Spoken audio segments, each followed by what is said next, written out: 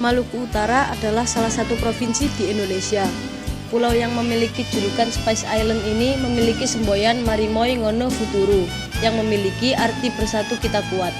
Selain pesona alamnya yang seakan tiada habisnya, pulau yang mayoritas penduduknya beragama Islam ini juga menyimpan kekayaan alam yang melimpah. Sejak zaman dahulu, Maluku Utara dikenal sebagai penghasil rempah-rempah. Pada awal pendiriannya, Provinsi Maluku Utara beribu kota di Ternate yang berlokasi di kaki Gunung Gamalama. Setelah 11 tahun masa transisi dan persiapan infrastruktur, ibu kota Provinsi Maluku Utara dipindahkan ke kota Sovivi yang terletak di Pulau Halmahera, yang merupakan pulau terbesar di Maluku Utara. Istilah Maluku berasal dari bahasa Arab, dengan bentuk aslinya diperkirakan sebagai Jaziratul Muluk, yang berarti negeri para raja. Daerah ini pada mulanya adalah bekas wilayah 4 kerajaan Islam terbesar di bagian timur Nusantara, yang dikenal dengan sebutan Kesultanan Moluku Giraha atau Kesultanan 4 Gunung di Maluku, yaitu Kesultanan Bacan, Kesultanan Jailolo, Kesultanan Tidore, dan Kesultanan Ternate.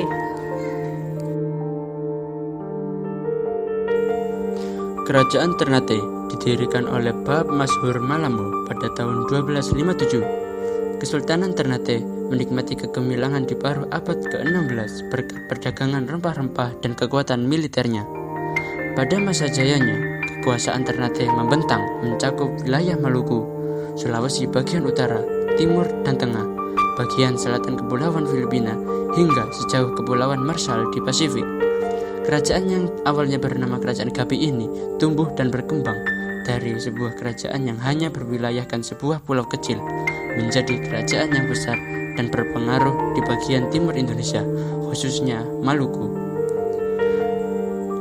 Akibat perjanjian Tordesillas 1494, Portugis melakukan pelayaran ke timur untuk mencari rempah-rempah. Setelah sampai dan berhasil merebut Malaka pada tahun 1511, Portugis mengalihkan perhatiannya ke Maluku karena mereka telah mengetahui bahwa Maluku merupakan sumber penghasil rempah-rempah yang melimpah. Pada tahun 1512, bangsa Portugis tiba di wilayah Kerajaan Ternate, tepatnya di Pulau Banda, Kepulauan Maluku. Portugis membangun kerjasama dagang dengan Kesultanan Ternate ketika Kesultanan Ternate dan Tidore saling bermusuhan. Pada awalnya, kedatangan Portugis disambut baik oleh rakyat di Kerajaan Ternate. Mereka berharap bahwa dengan datangnya Portugis akan memajukan perdagangan di daerah tersebut. Portugis kemudian diberi izin untuk mendirikan sebuah benteng yang berfungsi sebagai pusat pemerintahan dan pertahanan. Dalam perkembangannya, Portugis mulai memonopoli perdagangan, sehingga timbul perselisihan dengan rakyat Maluku. Setelah kejatuhan Ambon ke tangan Ternate dalam perang Ternate Portugis yang pertama, Portugis terpaksa memohon damai kepada Sultan Hairun yang kemudian disambut dengan itikat baik. Rupanya, permohonan damai Portugis itu hanya kedok untuk mengulur waktu demi mengkonsolidasi kembali kekuatan mereka. Dengan dalih ingin membicarakan dan merayakan hubungan Ternate Portugis yang membaik, Gubernur Portugis Lopes de Mesquita mengundang Sultan Hairun ke Benteng Sao Paulo 25 Februari 1570 untuk jamuan makan. Sang Sultan memenuhi undangan itu dan datang tanpa pengawal. Tak dinyana setibanya di benteng, ia dibunuh atas perintah de Mesquita. Dewan Kerajaan atas dukungan rakyat lalu menempatkan Kaijil Pa'a sebagai Sultan Ternate berikutnya, bergelar Sultan Papua Datu Syah.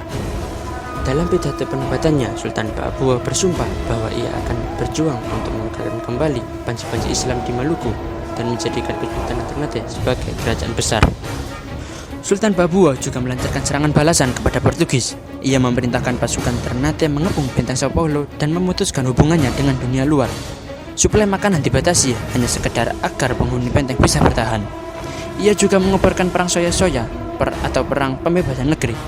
Kedudukan Portugis di berbagai tempat digempur habis-habisan.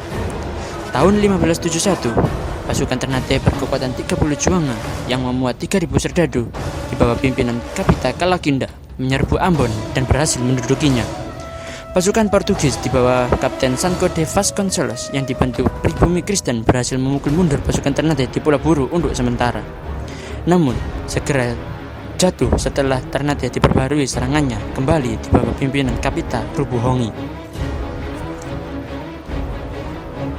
Akhirnya, pada tanggal 15 Juli 1575, orang Portugis pergi secara memalukan dari Ternate.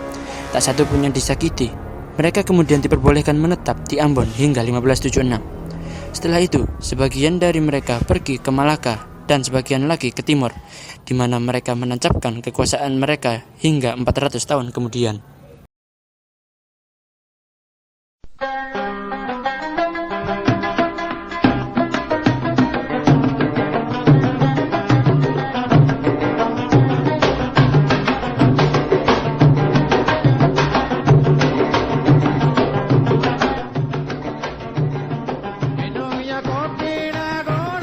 Sultan Ba'abuah adalah satu-satunya putra Nusantara yang meraih kemenangan mutlak atas kekuatan Barat.